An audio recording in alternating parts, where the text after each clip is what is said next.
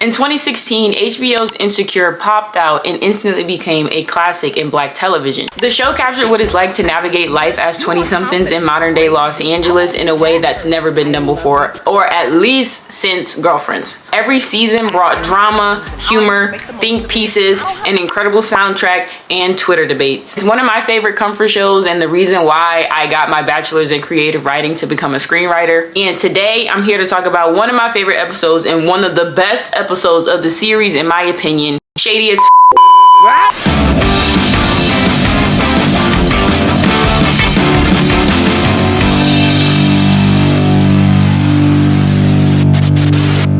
It begins a few hours after the events of episode 4, so it's the same day.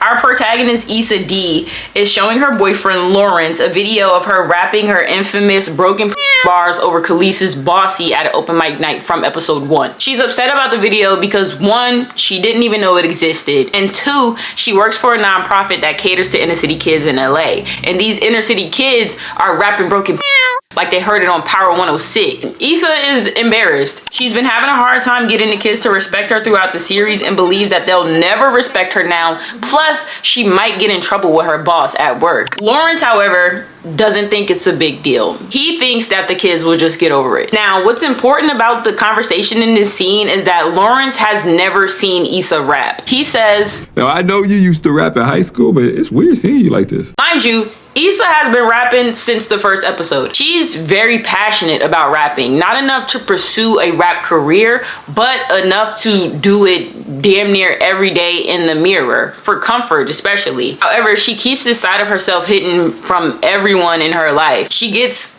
insecure. Y'all just hate for real, like y'all just hate me. She gets insecure anytime someone mentions her rapping because, like I said, she thinks it's embarrassing. Oh shit, I'm supposed to be playing a video back here.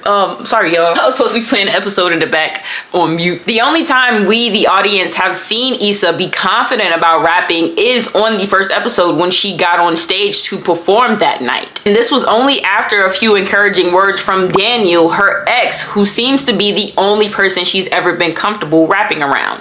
This is the most important yet subtle contributing factors of what happens later on in the show. I mean, later on in the season, later on in the episode. What the hell am I talking about? You got a script. That's the crazy part. The weekend passes, Monday come around, and the kids are not over it. They're reciting lyrics in class, making memes. The little Latino boy, Julio, is teaching them how to say it in Spanish.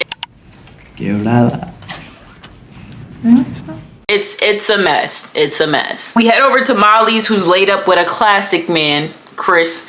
That's what my mama do. I got piranha for fucking up your designer clothes. Tangent. Since we talk about classic man, because I am gonna put a little bit of it in the video when I edit this. I hate the original version. I only listen to the one with Kendrick Lamar because he did what he needed to do. He ate that. He killed that. He killed that, and that's probably why Jadina don't have a career now. You can't let nobody get on your remix and make it the best version of the song that you made. I'm the only nigga doing it, you other niggas ruin it. I'm too legit, go hammer with the foolishness. My nana said my grandma can live with this industry until I'm stupid rich, and now I'm stupid rich. Ah! Whoa. Anyway, yes, Molly is laid up with a classic man, Chris. Molly is the inspiration behind Broken. Her main issue in season 1 is that she can't find a man worth being in a relationship with. She can get a man out them draws, but she can't get them to stay. And that's why she think her broken. To me, this is because after the 3rd date, and we see this throughout the show, after the 3rd date, Molly starts acting like her and whoever the man she's dating is in a relationship. And this scares them away, and it would scare me away too. After the 3rd date, it is okay to tell whoever you're dating that you like them, you like being around them, you like spending time with them, you like seeing them, you know what I'm saying? But to suggest that they leave clothes over your place? I should carry a garment bag around with me on dates. Or you can just leave one here.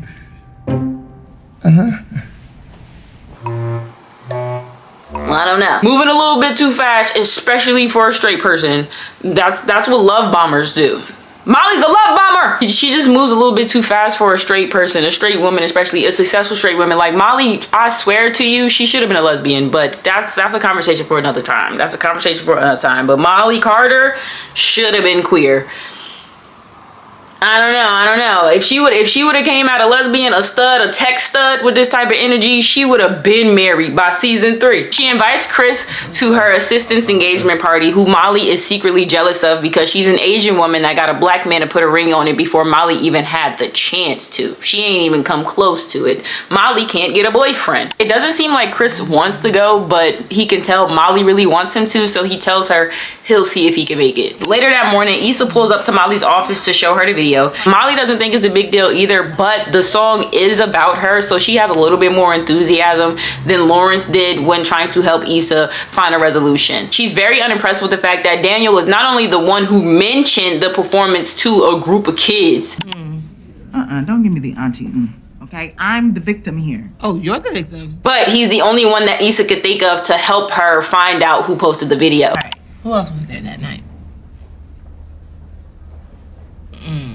Molly offers to call Jared, a man who she friend-zoned in the previous episode, to ask him if his brother might know who posted the video because he was performing at the open mic that night too. Issa leaves to link with Daniel, who reassures her that they're going to get the video taken down. The next scene is Lawrence having lunch with his friend Chad at Roscoe's, and they're talking about marriage proposals. This is a setup for the next episode, so it's not super duper important for this one, but it is kind of important. I'm gonna get back to it at the end of the video. We head back to Molly's office as she's making the call to Jared.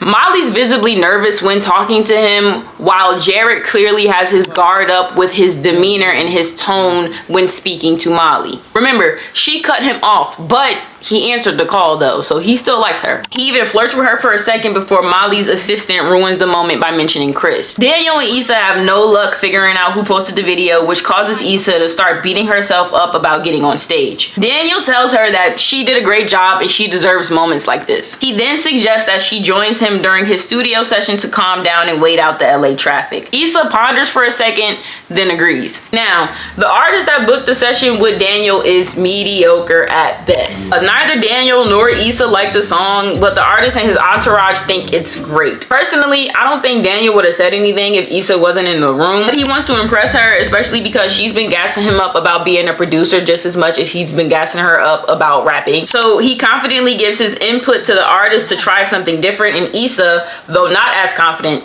backs him up. I got ads on my HBO Max because I don't care. They need to bring back cable. All of these streaming services, if you add them all up, it's a cable bill anyway. Whoa, Kimo sabe, pray to got nobody dropping, catch that body ever, nothing talk, couldn't even stop me. I got keys to my city, I got key to California, I might legalize your oh wait, no. My legalize your homicide and more marijuana than my daddy's smoking speed. Only thing that keep it open. I gotta listen to that again, because I know the lyrics, I just don't know them right now. The night comes and Molly is disappointed about having to show up to the engagement party by herself after Chris texts her that he'll meet her there. She really hates the fact that Diane, her assistant, I don't think I mentioned her name yet, she really hates the fact that she's getting married to Berlizzi. If you was in her position, right, and you just got out the bath and all you had was a towel, but you know there's a murderous villain on the loose, are you dropping a towel from like more mobility and like movement, or are you gonna keep the towel because you like don't want to be exposed? I'm full sprinting, my shit's just going like this, bro, like a pendulum in this bitch. It can barely hide the envy. Her mood only improves when Chris, to her surprise, actually shows up. One of her co-workers asks him if he's her new boyfriend, and he says yes, leaving Molly shocked but pleased. At the bar, she asks him did he really mean that he was her boyfriend, and he says no. Not funny, it's not funny. He only did it because she seemed desperate for him to come, and he didn't want her to be embarrassed if he didn't, which she would have been because she clearly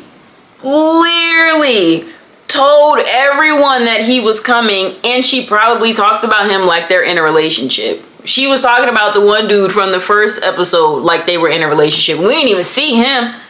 Molly gets offended after Chris tells her that he thought he was doing her a favor since she obviously wants a serious relationship. And then she tells him, you should leave, you should go, you should get out of here. Let me pause this real quick. Just in case you haven't seen the show yourself, Jared is the only man that Molly has not scared away. He's the only man who's on the same page as Molly when it comes to pursuing a relationship. He's the only one moving with the same intention as she has with dating. But Molly has an idea of the perfect man as well as the perfect relationship in her head, and Jared does not fit that idea because he did not go to college. So far in the series, we watch Molly get upset when a guy ghosts her, when they only want to have sex with her, when they tell her they're not looking for a relationship right now, only for her to friend zone the one guy that didn't do all of those things. He makes it clear to her how much he likes her. He makes it clear that he wants a relationship. Jared would have gladly showed up to this party without her having to be persistent, and he would have told her coworkers that he was her boyfriend and meant it. This is the moment where she begins to realize that she might be the problem. All right, boom. Now we jump over to Lawrence, who's working his job at Best Buy when his lady friend Tasha shows up. Lawrence is impressed by her outfit, as am I, asking her if she's getting a new computer, which Tasha responds, I just need some batteries. You guys have any? bitch, this is Best Buy. Going to Best Buy and asking if they have batteries is like going to Home Depot and asking them if they have nails. Of course. Like, this scene is so funny to me because Tasha has absolutely no game whatsoever. She just went with her titties out and hoped for the best. It's beyond obvious to Lawrence that she didn't come for batteries after she invites him out for margaritas since he's about to get off work. He politely declines, reminding her that he has a girlfriend who she did not care about. And by her reaction, she didn't think he cared about her either. And let me pause it again because I gotta go on a little side tangent. Right. So, y'all could beat me up in the comments all you want. If I was Lawrence in this situation, I'm going. You feel me? I ain't gonna lie to you. As a lesbian, I find it very unattractive that she didn't have no game. That definitely would have dried my coochie up. Can't even lie to you. But I still would have went. I'm not gonna hold you. I still would have went. I would have went with her to get some margaritas, hoping that maybe her game will get a little bit better once she get a little tipsy. And I would be in that woman's passenger seat. I would be in the passenger seat of that woman's car waiting for the moment where she take her clothes off, because I know she want to. She didn't come into Best Buy looking for no goddamn batteries. I would have been thinking of a lie as soon as I clocked out. Like, yeah, me and my coworkers, we went to happy hour to that Mexican restaurant across the street. You know what I'm saying? Like, it would have been that simple. And he just got that job, so it's kind of realistic. Like, yeah, you're just getting to know your new coworkers, and it was a happy hour, $5 margaritas. It's probably Friday. No, it's Monday. It's Monday. Anyway, it don't matter. And I feel like, me personally, if Lawrence didn't have a girlfriend, he would have been going too. We all know Lawrence is easy, beyond easy. Didn't he get chlamydia in one season and have to call every woman that he ever messed with, which is every woman that ever looked at him and smiled? Like, he's easy as hell. He would have went with Tasha if he didn't have to go home to Issa. I would have went with Tasha even if I did have to go home to Issa. I'm sorry. Tasha, fine. I would have went. I don't care.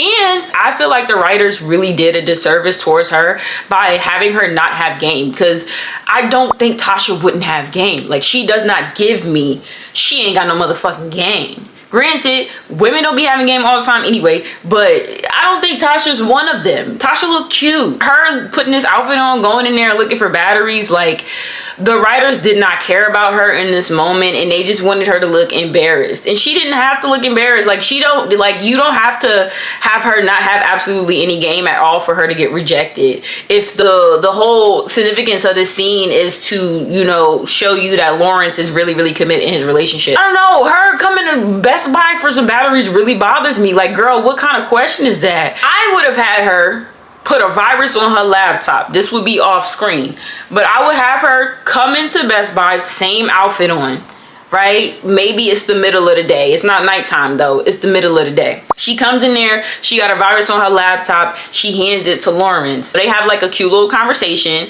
and she tells him, yeah, like, I don't know how, but I got a virus on my computer, but I got errands I need to run today. Have the same outfit on, same everything, right? I got errands I gotta run today, so I remember that you work here at Best Buy, so I want to drop this off, and I'm gonna come back at like 6, 7 or whatever, and I'm gonna pick it up. Right? She looks good. Lawrence has to fix her laptop, or he has to figure out what's going on with her laptop. So not only does he see her and how she looks, he's anticipating her coming back. He's been spending all day thinking about Tasha, fixing her laptop, you know, wondering about like whether she really came there to see him or whether she really came there to get her laptop fixed. And she come back, right?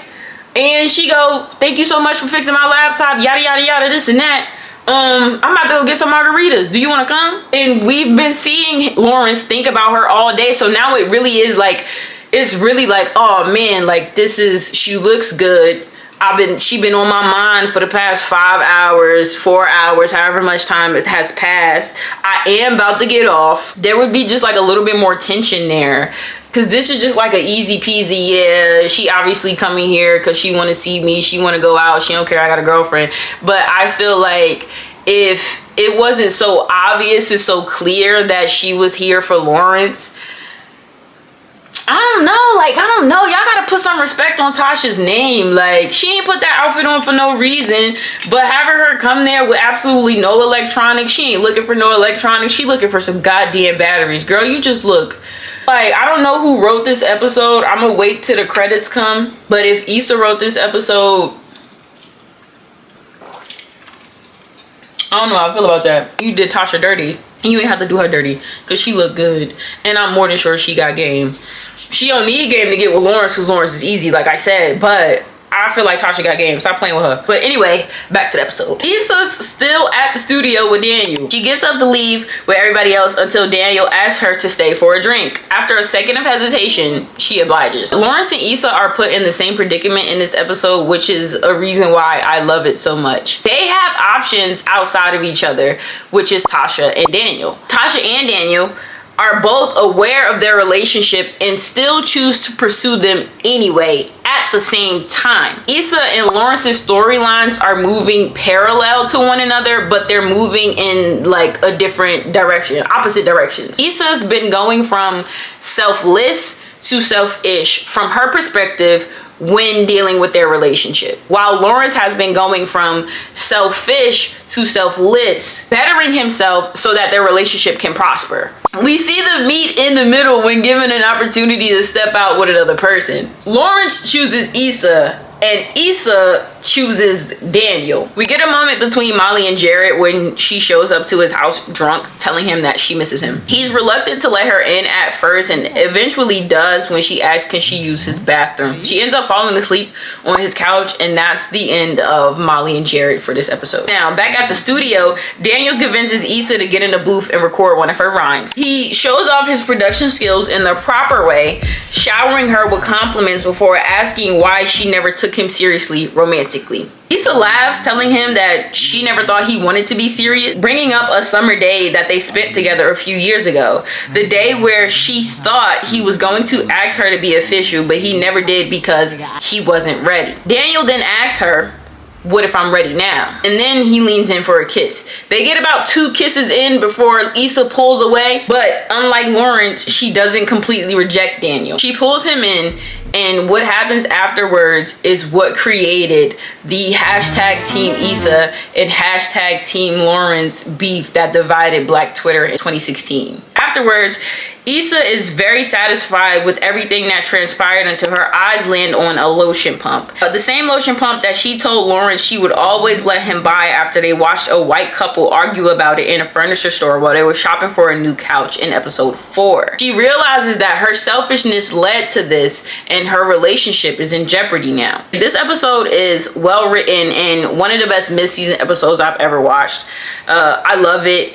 Technically, episode 4 is the mid-season episode because there's only 8, but to me, it's episode 5. Now, before I give you my closing statement, I have to go on a tangent again and say that if I was in Issa's position, I would have went too. Go ahead, call me easy, I don't care, but the vibes are immaculate in this studio. Daniel did his thing. You have to give him that. They actually gave Daniel game. They ain't give Tasha no game, and it's giving misogyny, if you ask me. We've been watching him trying to get with Issa since episode 1, right? His whole thing is just playing into her rapping. That's it. That's all he keep doing. Performing at open mic night. You deserve moments like that because you're good at rapping. You like rapping. You enjoy it. And then when they was in class with the students, Issa was complimenting him on being a successful producer and whatnot. And he's like, y'all know who else is really good at music? Issa. He buttering her up. All the kids like, oh my God, Miss Issa be rapping.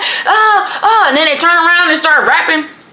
broken pussy. Now that's not probably what she wanted them to rap, but if she was rapping something that was a little bit PG, I feel like Issa would feel really good about herself. The fact that these little kids recognize that her bars are great bars and they're sitting here rapping it like it's a brand new song that came out yesterday. Daniel's whole thing has been buttering Issa up with her rapping and taking pride and not being so insecure about the fact that she raps and she likes to rap. She enjoys rapping, even though she's been doing it in the privacy of a bathroom or her car for the last couple of years. Who knows? But getting her in the booth to actually record her bars, I'm sorry, he did what he had to do. Like, Daniel has game. He been playing up her rapping for the past 5 episodes, and then he finally gets her to the point where she actually records, and then he mixes it for her right then and there on the spot. Like, I'm sorry, I'm not opposed to Issa's draws dropping. My draws would have dropped too, not for a man but for a woman. Like, he did his thing, you gotta give him that. And then, like, Issa had to sleep with Daniel for plot purposes anyway. So it's like, you could be mad about it all you want, but it was gonna happen. This is television. But like, realistically, I would have went too. He got the blue light in this bitch. I'm pretty sure they caught contact after those 4 dudes was passing like 3 blunts, and then after the stench of 5 niggas being in the room, being crowded in the room, left, whipping out the Drake wine, reminiscing about y'all little fling when y'all was teenagers. You done went and recorded a song. You probably never thought you were gonna be able to do that, and you did it for funsies, for free, for shits and gigs. Like, I don't know, he did his thing. I feel like the vibes were immaculate there. I would have went with Tasha, and I would have went with Daniel. Well, not Daniel, I would have went with Danielle. So this episode is very well written to me, even though it was only 30 minutes. I feel like if they had a little bit more time, like I said, me personally, if I had a little bit more time with writing this episode, I would have gave Tasha some game, because she deserved it. I'm sorry. Just having that be like a little 1.5-minute scene where I just don't like that they did my girl like that. But besides not giving Tasha any game whatsoever when it comes to getting at Lawrence, especially because we realize within the next 3 seasons that Lawrence is a whore. I just can't. But to me, this episode is the mid-season episode because all of our main characters' storylines hit their peak here. They reached their peak. Lawrence gains absolute clarity and security in his relationship with Issa. His conversation with Chad helped him realize that Issa is the one.